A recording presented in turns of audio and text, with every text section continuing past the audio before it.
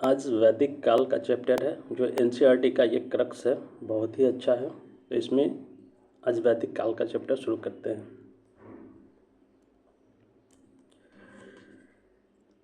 सैंधव संस्कृति के पश्चात जिस नवीन सभ्यता का विकास हुआ उसे वैदिक अथवा आर्य सभ्यता के नाम से जाना जाता है। भारत में आगमन के पश्चात आर्यों ने सप्त सैंधव प्रदेश को अपना निवास स्थान बनाया था। आर्यों को वैदिक सभ्यता का जनक माना जाता है।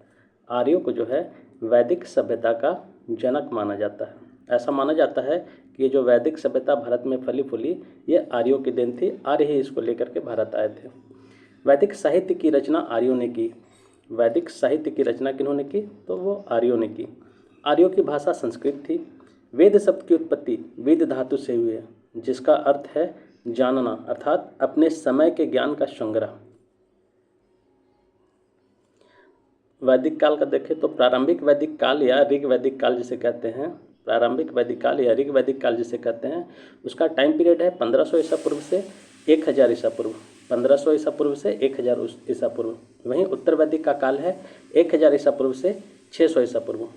उत्तर वैदिक काल का टाइम पीरियड है 1000 ईसा पूर्व से 600 ईसा पूर्व। ऋग वैदिक का काल है 1500 ईसा पूर्व से 1000 ईसा पूर्व। उत्तर वैदिक का काल है 1000 ईसा पूर्व से 600 ईसा पूर्व। वेदों की संख्या 4 है। महर्षि कृष्ण द्वैपायन वेद व्यास को वेदों का संकलन करता माना जाता है। सबसे प्राचीन वेद ऋग्वेद है। सबसे प्राचीन वेद जो है ऋग्वेद है। अब देखते हैं कि वेद कौन कौन से हैं और उनके संकलनकर्ता कौन हैं। पहला है जिसको सबसे प्राचीन वेद माना जाता है वो है ऋग्वेद। ऋग्वेद का उपवेद है जो आयुर्वेद है। इसके संकलनकर्ता ऋचाओं का संकलन है। इसमें क्या है, इसमें जो है ऋचाओं का संकलन है। इसके संकलनकर्ता जो है वो कृष्ण द्वैपायन वेद व्यास को माना जाता है। खास करके ये तीन।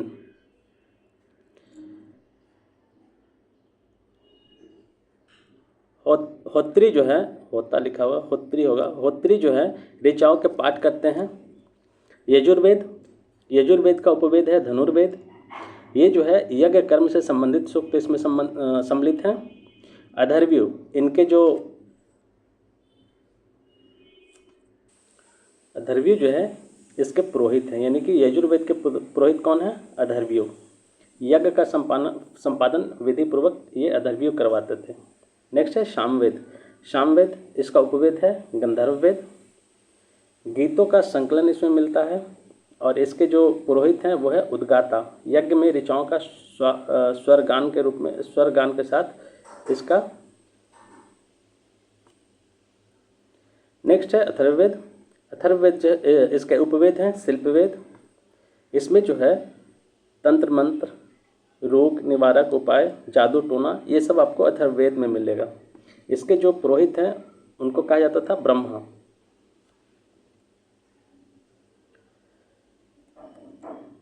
ऋग्वेद, सामवेद, यजुर्वेद को संयुक्त रूप से वेद त्रयी कहते हैं। ऋग्वेद, सामवेद और यजुर्वेद को संयुक्त रूप से वेद त्रयी कहते हैं।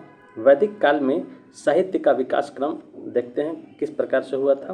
पहला जो है वो होता है संहिता। ऋग्वेद, यजुर्वेद, सामवेद, अथर्ववेद। इसके बाद है ब्राह्मण। मूल संहिता के भाष्यों के रूप में लिखे गए ग्रंथ को ब्राह्मण कहते हैं। इसके बाद है आरण्यक। इनकी रचना वनों में हुई। ये ब्राह्मण ग्रंथों के परिशिष्ट हैं। आरण्यक जो है इसकी रचना कहाँ हुई है? जंगलों में, जिसके वजह से इसको आरण्यक बोला जाता है। उपनिषद आरण्यक का विशिष्ट भाग है। वैदिक साहित्य के अंतिम भाग में परिणित होने के कारण इसे वेदांत कहते हैं। उपनिषद का शाब्दिक अर्थ किसी के निकट बैठना होता है। इन्हें भारतीय दर्शन का स्रोत माना जाता है। उपनिषद का शाब्दिक अर्थ है किसी के निकट बैठना। इन्हें भारतीय दर्शन का स्रोत माना जाता है उपनिषद को। अब है ऋग्वेद। यह ऋषि परिवारों में प्रचलित अपने समय की बिखरी हुई ऋचाओं का संकलन है। ऋग्वेद में 10 मंडल, 64 अध्याय, 1028 सूक्त, जिसमें कि साकल 1017 हैं और बालिखिल 11 हैं। बालिखिल जो बाद में जोड़े गए उसे बालिखिल कहा गया। टोटल हो गए 10,552 ऋचाएँ। ऋग्वेद में टोटल ऋचाएँ जो है वो है 10,552। ऋग्वेद में कितने मंडल हैं? तो 64 मंडल हैं। अध्याय कितने हैं? तो 64 ऋग्वेद में 10 मंडल हैं और 64 अध्याय हैं और सूक्त है 1028 सूक्त, जिसमें कि विभाजित किया गया है। 1017 जो है वो सूक्त हैं और 11 जो है बाल्य खिल्ले हैं। ऋग्वेद की मूल लिपि ब्राह्मी थी। ऋग्वेद की मूल लिपि जो थी वो ब्राह्मी थी, बहुत इंपॉर्टेंट है। ऋग्वेद की मूल लिपि क्या थी? ब्राह्मी। मंडलों का विभाजन ऋषि या ऋषि परिवारों के आधार पर हुआ है। 10 मंडलों में 2 से 7 तक प्राचीनतम तथा प्रथम और दसम मंडल बाद में जोड़े गए, जिसे प्रथम और दसम मंडल बाद में जोड़े गए। 2 से 7 तक पुराना है और बाद में जोड़े गए प्रथम और दसम मंडल। अब देखते हैं 10 मंडल कौन कौन से हैं। प्रथम मंडल है, प्रथम मंडल के रचयिता हैं ऋषिगण, जैसे कि मधुछंदा, अंगिरा, दिधर्तम, ये जो है इसके रचयिता हैं प्रथम मंडल के। द्वितीय मंडल के गृत्समद हैं। तृतीय मंडल के विश्वामित्र है, बहुत इंपॉर्टेंट, बहुत सारे क्वेश्चन में, बहुत सारे एग्जाम में मतलब क्वेश्चन आया है इससे। तृतीय मंडल के रचयिता कौन है? तो विश्वामित्र हैं। गायत्री मंत्र का वर्णन जो है इसी तीसरे मंडल में आपको मिलेगा। तीसरे मंडल के रचयिता हैं विश्वामित्र और गायत्री मंडल ऋग्वेद के तीसरे मंडल में वर्णन है। चतुर्थ है, इसके रचयिता हैं वामदेव, कृषि से संबंधित मंत्र है।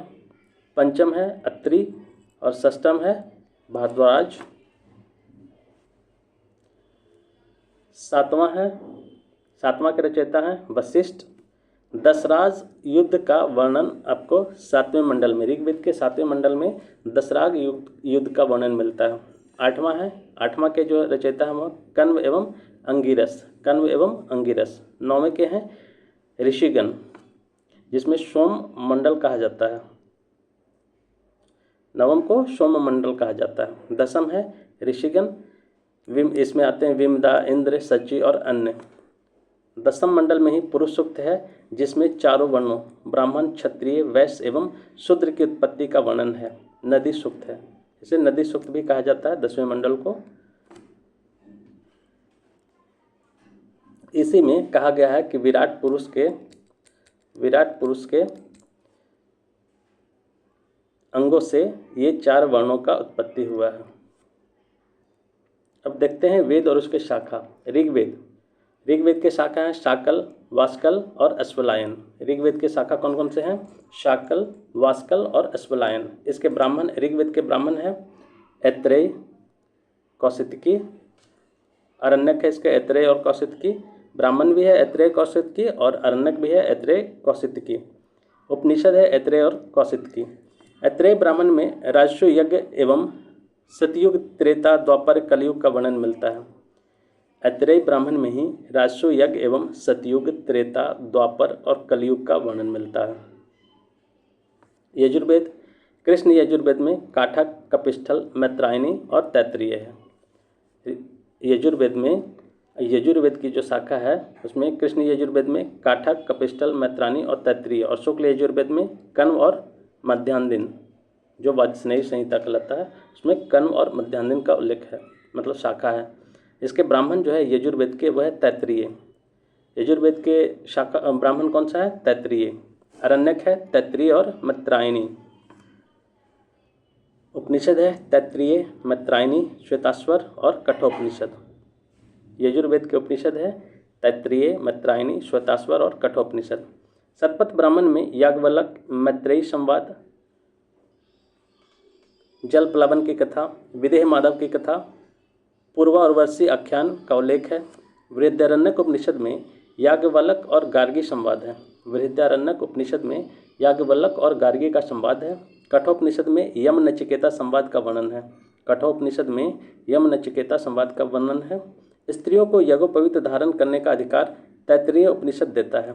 स्त्रियों को यज्ञोपवीत धारण करने का अधिकार तैत्तिरीय उपनिषद देता है, बहुत इंपॉर्टेंट है। स्त्रियों को यज्ञोपवीत धारण करने का अधिकार सिर्फ और सिर्फ तैत्तिरीय उपनिषद देता है।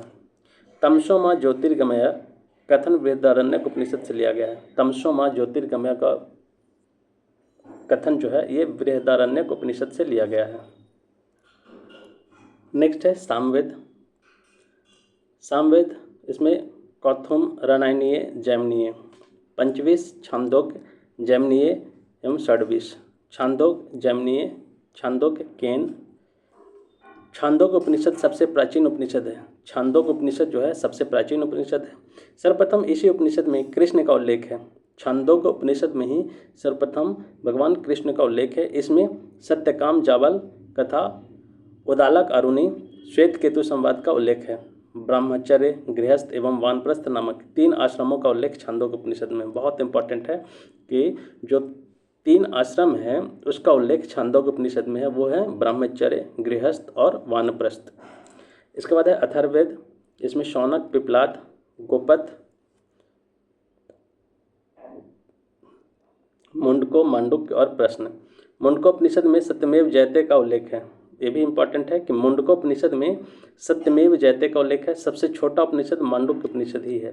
सबसे छोटा उपनिषद ये है मांडुक्य उपनिषद। मांडुक्य और मुंडको 2 अलग हैं।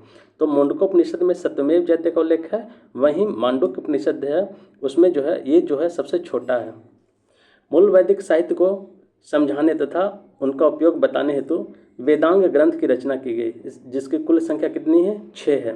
पहला वेदांग है शिक्षा, उच्चारण की विधि है। दूसरा है कल्प, कर्मकांड तथा आचार इसमें मिलते हैं।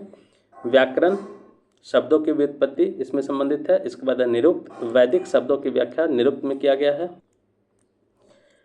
नेक्स्ट है छंद, अक्षरों की गणना के आधार पर पद्यात्मक मंत्रों के स्वरूप का निर्धारण तथा नामकरण किया गया है छंद में। और छठा जो है ज्योतिष। ये 6 वेदांग है। यज्ञ के समय का निरूपण इसमें किया गया है। सामवेद से संगीत शास्त्र की उत्पत्ति हुई है। सामवेद से संगीत शास्त्र की उत्पत्ति हुई है। अथर्ववेद में अध्यात्म विद्या, शत्रुनाश, आरोग्य प्राप्ति, कृषि वृद्धि, विवाह, वाणिज्य, अभिचार आदि से संबंध मंत्रों का संकलन है। ऋग्वेद के नदी सूक्त में 19 नदियों का, कुछ साक्ष्यों में 21 नदियों का उल्लेख मिलता है और ये किसमें है? 10वें मंडल में। ऋग्वेद के नदी सूक्त में 19 नदियों का, कुछ साक्ष्यों में 21 नदियों का उल्लेख मिलता है। गंगा नदी 1 बार तथा यमुना नदी का 3 बार उल्लेख है।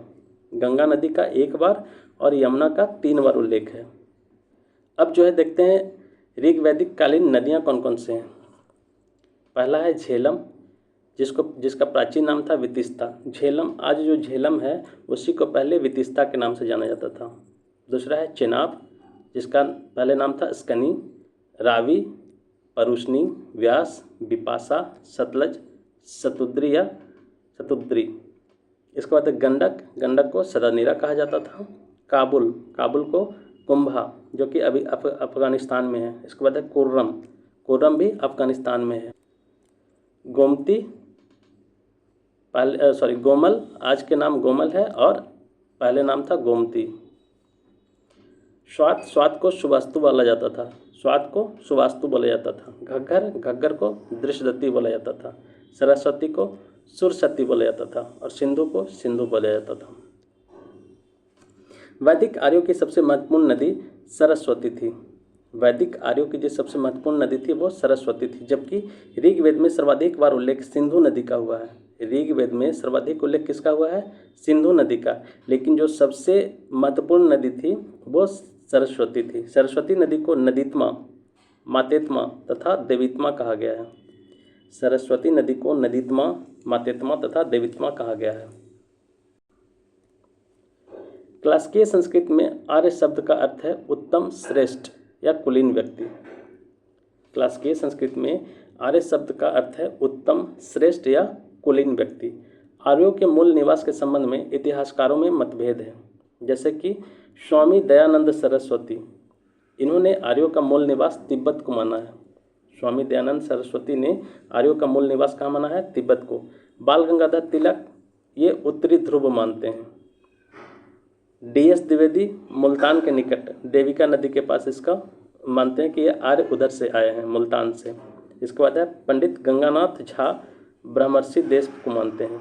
डॉक्टर अविनाश चंद्र दास सप्त संदप प्रदेश को मानते हैं। डॉक्टर अविनाश चंद्र दास सप्त संदप प्रदेश को मानते हैं। इसके बाद LD कल्ला जो हैं ये कश्मीर और हिमालय के पर्वतीय प्रदेश को मानते हैं कि आर्य कश्मीर और हिमालय से पूरे देश में फैल गए। डॉक्टर राजवली पांडे ये मध्य देश यानी कि उत्तर प्रदेश को मानते हैं। मैक्स मुलर मध्य एशिया को मानते हैं। मैक्स मुलर जो है मध्य एशिया को मानते हैं कि मध्य एशिया से आर्य भारत आए, और ये मध्य एशिया जैसे कि कजाकिस्तान, तुर्कमेनिस्तान, ये सब एरिया जो है मध्य एशिया माना जाता है। गार्डन चाइल्ड दक्षिणी रूस को मानते हैं। गार्डन चाइल्ड दक्षिणी रूस को मानते हैं। एडवर्ड मेयर ये पामीर के पठार को मानते हैं। हर्ट एवं पेंका ये जर्मनी को मानते हैं। पी गैल जो है पी गैल्स ये हंगरी को मानते हैं। पी गैल्स हंगरी को मानते हैं। विलियम जोन्स एवं फिलिपो सेस्टी ये यूरोप को मानते हैं। पुराणों की रचना लोमहर्ष ऋषि और उनके पुत्र उग्रश्रवा द्वारा की गई है। पुराणों की संख्या कितनी है? 18 पुराण है टोटल।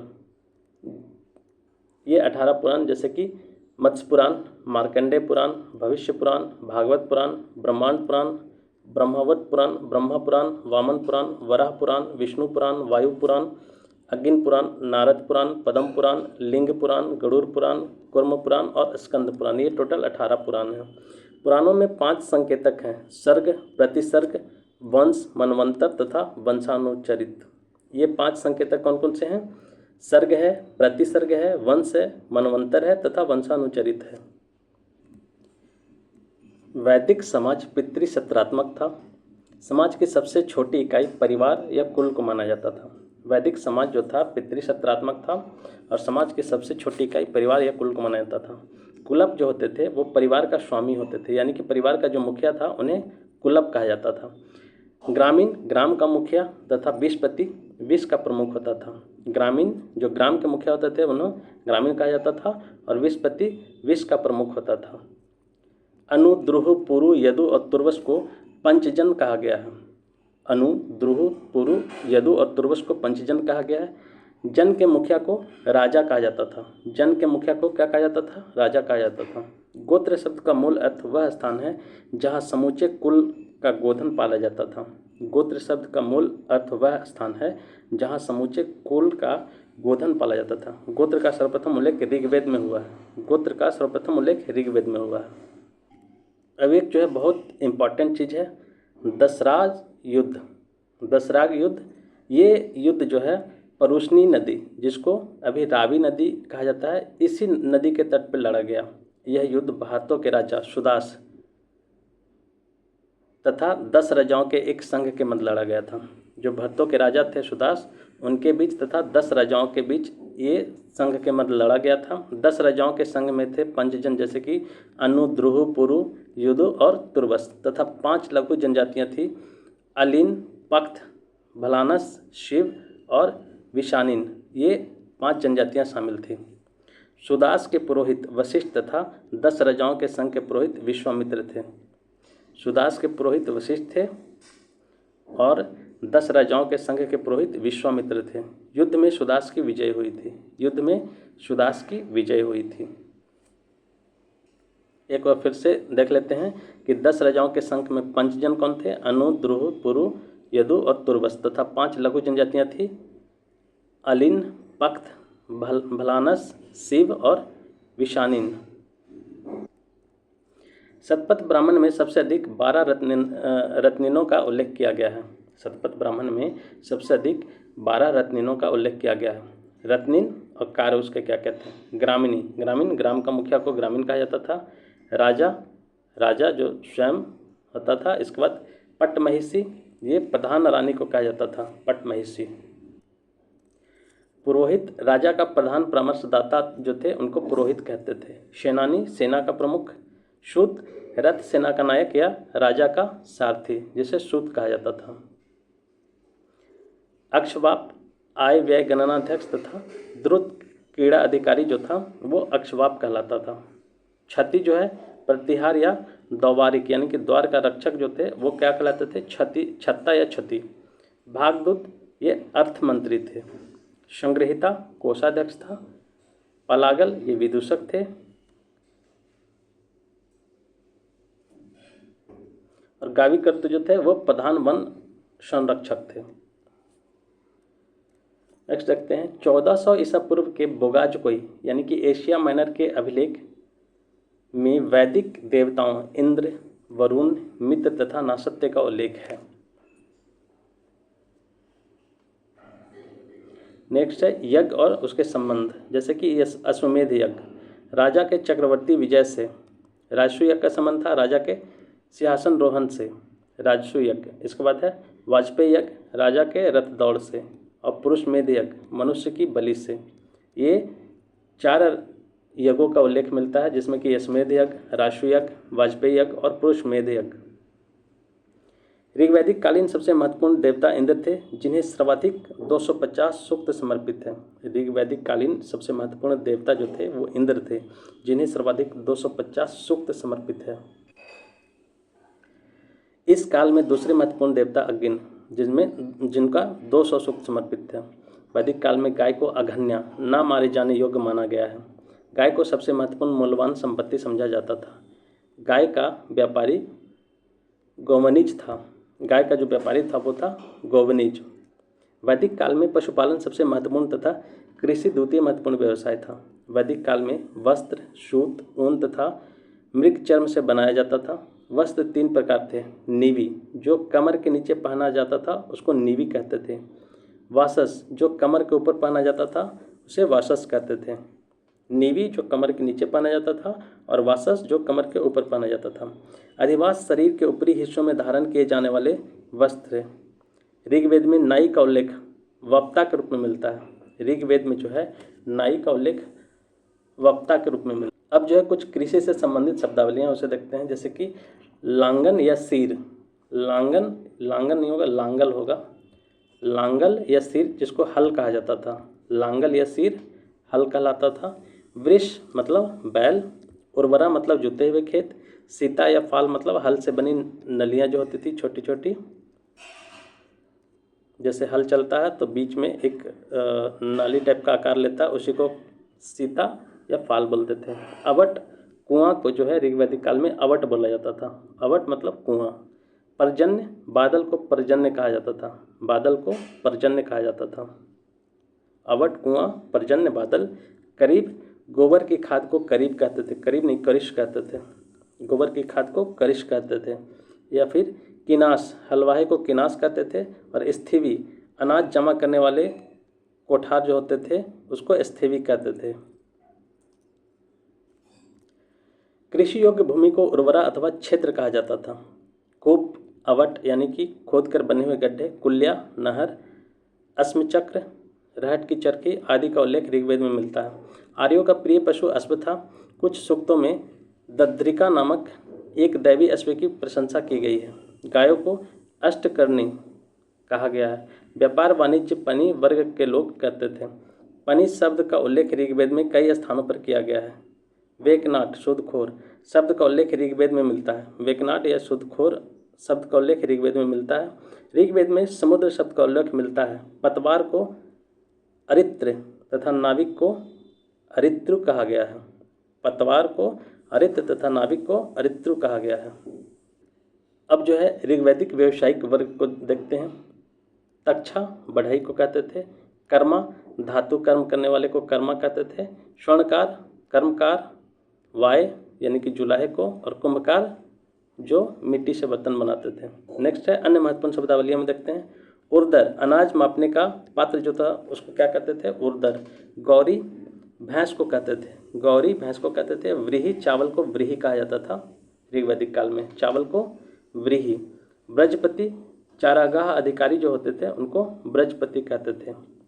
गांधार प्रदेश सुंदर ऊनी वस्त्रों के लिए विख्यात था। गांधार प्रदेश जो था वो सुंदर ऊनी वस्त्रों के लिए विख्यात था। भट्टी में धातु गलाने को ध्याता, द्रविता एवं मिट्टी के बर्तन बनाने वाले को कुलाल कहा गया है। भट्टी में धातु गलाने को ध्याता, द्रविता एवं मिट्टी के बर्तन बनाने वाले को कुलाल कहा गया है। वैद्य या भीषक, नर्तक नर्तकी, मापक, वादक, नर्तक तथा सूरा बेचने वाले का उल्लेख ऋग्वेद में मिलता है। सूरा मतलब जो शराब होता था उसे सूरा कहते थे। इसका उल्लेख ऋग्वेद में मिलता है। श्रीमद् भगवत गीता महाभारत के भीष्म पर्व का अंश है। श्रीमद् भागवत गीता जो है महाभारत के भीष्म पर्व का अंश है। ऋग्वेद में धनाढ़ व्यक्ति के लिए गोमत शब्द का प्रयोग हुआ है। ऋग्वेद में धनाढ़ व्यक्ति के लिए गोमत शब्द का प्रयोग हुआ है। ऋग्वेद में सूर्य देवता को देवी अदिति तथा दयुष का पुत्र कहा गया है। ऋग्वेद में सूर्य देवता को देवी अदिति तथा दयुष का पुत्र कहा गया। ये जो है ऋग्वेद में धनाढ़ व्यक्ति उन्हें कहा जाता था जिनके पास सर्वाधिक गाय होती थी। जिनके पास जितना गाय वो उतना ही अमीर व्यक्ति कहलाता था। आकाश के देवता सूर्य, धौष, मित्र, पुष्ण, वरुण, सवित्री, विष्णु, आदित्य, उषा, अश्विन आदि ये सब आकाश के देवता थे। अंतरिक्ष के देवता इंद्र, रुद्र, वायु, वात, पर्जन्य, यम, प्रजापति, अदिति आदि ये सब क्या थे? अंतरिक्ष के देवता थे। पृथ्वी के देवता में पृथ्वी, अग्नि, सोम, बृहस्पति, भातृषिन ये सब पृथ्वी के देवता थे। नैतिक व्यवस्था के देवता वरुण को माना गया है। नैतिक व्यवस्था के देवता किसको माना गया है? वरुण को माना गया है। इन्हें ऋतस्य गोपा भी कहा गया है। ऋतस्य गोपा किन्हें कहा गया है? वरुण को। गुरु बृहस्पति को वैदिक देवताओं का पुरोहित माना जाता था। गुरु बृहस्पति को वैदिक देवताओं का पुरोहित माना जाता था। ऋग्वैदिक कालीन देवता जो थे जैसे कि इंद्र, युद्ध एवं वर्षा का देवता। इंद्र क्या थे? युद्ध एवं वर्षा के देवता थे। अग्नि देवताओं एवं मनुष्य के बीच मध्यस्थ का काम करते थे। अग्नि